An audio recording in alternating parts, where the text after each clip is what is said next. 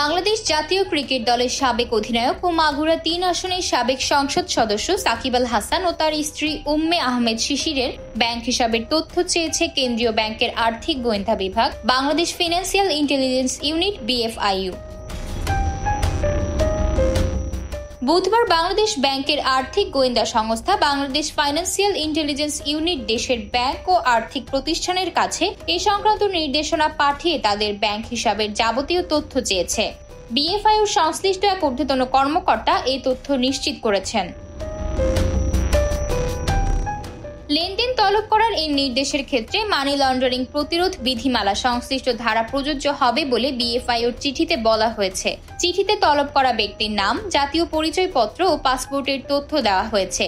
BFIUর নির্দেশনায় আরও বলা হয়েছে, হিসাব তলব করা ব্যক্তিদের সংশ্লিষ্ট তথ্য বা দলিল যেমন হিসাব খোলার ফর্ম, KYC ও লেনদেন বিবরণী চিঠি দেওয়ার তারিখ থেকে 5 কার্যদিবসের মধ্যে BFIUতে পাঠানোর জন্য ব্যাংক ও আর্থিক প্রতিষ্ঠানগুলোকে বলা হয়েছে। উল্লেখ্য, কয়েকদিন আগে 2023 সালে প্যারামাউন্ট ইন্স্যুরেন্স শেয়ারের দাম নিয়ে কারসাজির দায়ে ক্রিকেটার সাকিব আল হাসানকে 50 লাখ টাকা জরিমানা করে Bangladesh securities and exchange commission BSEC। আতকিয়া মাইমুনা, বার্তা 24।